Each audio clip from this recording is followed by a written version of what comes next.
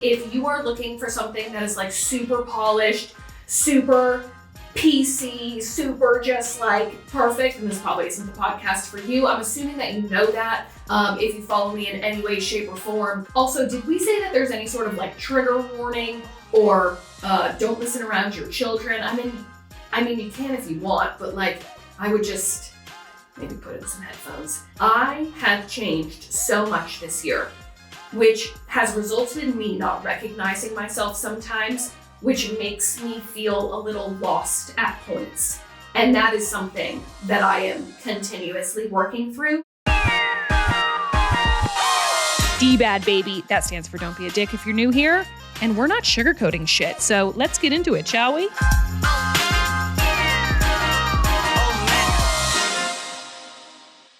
Guys, hi, it's me. Okay, so it wouldn't be my podcast if in my short little comeback episode, I forgot to plug in the fucking microphone.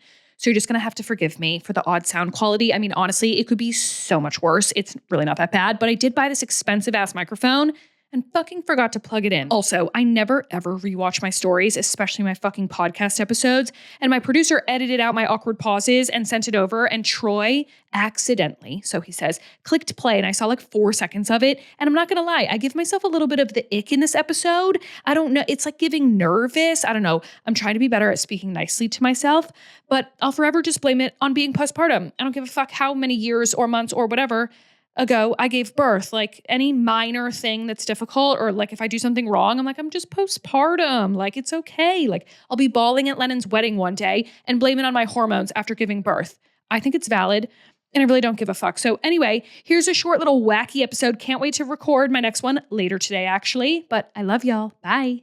Guys, I am so excited. Welcome back. It has been like 2.5 years since I've been on a mic. And so much has happened, and I can't wait to get into it. And now we are recording on video. I honestly can't even tell if this is recording, so hope that it is. But I'm so excited to be back with you guys and unpack a bunch of stuff and chat and just be real, raw, transparent. To be honest, on my Instagram, I'm a little bit censored. I'm a little bit nervous to say certain things. If you're new here, well, my Instagram has been disabled 4 times for God knows what. They never fucking tell you. But I just feel like I tiptoe around a lot of things that I'm not able to like candidly speak about, which makes me kind of feel a little fucking weird, to be honest. So anyway, since we've been here, I'm sure that you've been following along on Instagram, or at least I hope you have, but I got a manager and now I have a producer. And one of the first things that my manager said to me, she was like, bro, you used to have a podcast? And I was like, yeah, I did. It was so fun.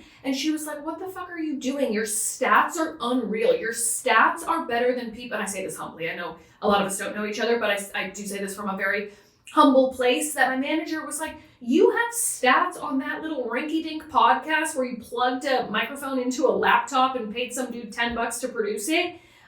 You had better stats on that than you did with people with millions of followers. And I didn't even know to fucking look at my stats. So anyway, and I will say that you and I, a lot of us have conversations in my DMs and even in person. When's your podcast coming back? Can you just get on the mic and start rambling? So here I am. A couple months ago, I was actually at a Pilates class. Haven't been in a minute, really need to go back.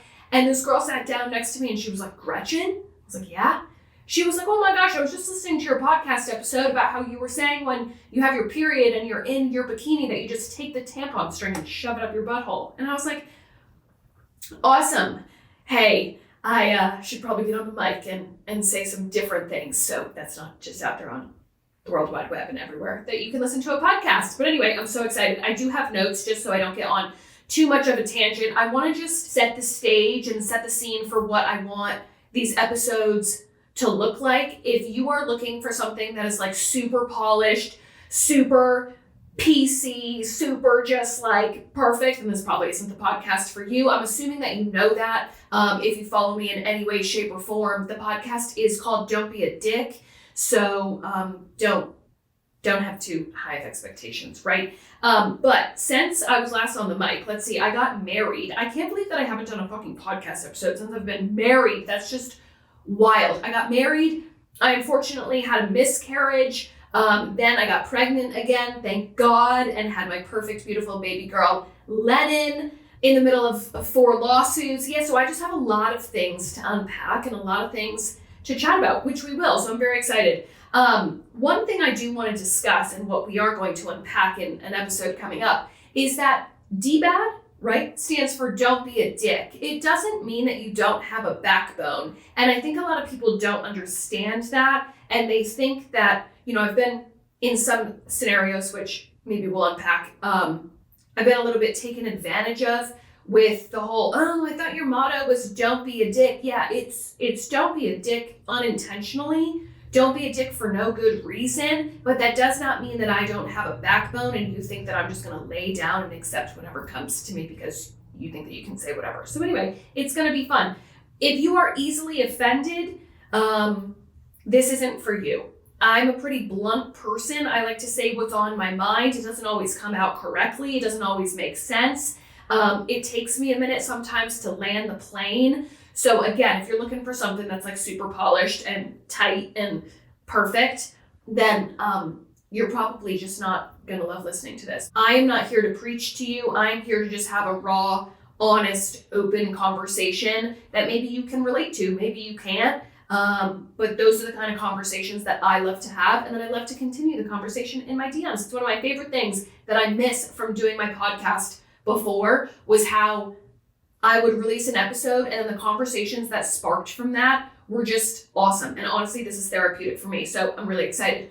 One thing that I did want to go over are 5 things that I have learned this year, because I will say that 2025 was one of the most mentally challenging years that I've had in my entire life. It was my first, full year of motherhood. My daughter is 17, almost 18 months. It was 100% one of the most challenging years that I've gone through, and I feel like I've learned so much. So here are 5 things that I've learned this year. A lot of them I kind of knew, but now I have such a greater emphasis on them now, right? 1, and I think that this is the most important, who you marry affects not only your own life, but the future of your children's lives. And if you don't take that so fucking seriously, then you need to. You know the term, and this goes for if you're in a relationship, if you're not in a relationship, if you're already married, you know the term of like, oh, I'm staying for the kids. It needs to be changed to I'm leaving for the kids. That's how serious I am about preaching, even though I said I'm not going to preach, but like how serious it is on who you fucking marry. I know so many of you guys have been with me since I was single, and then I met Troy, and then we got engaged, and now we're obviously married. I cannot imagine what my life and what my daughter's life would be like if I chose to settle for some of the other dusty ass motherfuckers that I used to date. Like, my life would be so insanely different. And more importantly, my daughter's life would be so insanely different. And if you don't have kids yet, I just promise you that you are going to be so fucking thankful that you didn't settle for bullshit when you're married to an amazing man who wants to be a husband and wants to be a father. So anyway, we'll unpack that. But I've always talked about that, right? How like we have to have high standards, how who we're with is like a literal reflection of our self-worth. So we're going to talk about that a lot more, but that was just so crystal clear to me this year that I'm just so insanely grateful that I went through the bullshit, that I dated the dumb motherfuckers, for lack of a better term, to be honest. Also, did we say that there's any sort of like trigger warning or don't listen around your children? I mean, you can if you want, but like, I would just maybe put in some headphones. Second thing that I've learned is being a mom without a mom of your own is such a wildly different experience than other moms who have their mom. And I'm not trying to compare. I'm more trying to create a conversation and open up space where if your mom passed away, you don't have a relationship with your mom, something of the sorts, being a mom and going through birth, postpartum, without a relationship with your mom will open up wounds that you didn't even know were there and will also heal you at the same time. Becoming a mother has completely changed my brain chemistry, literally, but I really, really want to have a conversation about that because I feel ever since posting a little bit about it on my Instagram, a little bit about it on my TikTok, I mean, there have been thousands of comments and thousands of DMs of people in the same spot.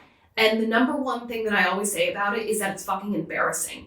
And it's almost shameful. And that's why I feel like people don't talk about it. But I selfishly need a place to talk about it.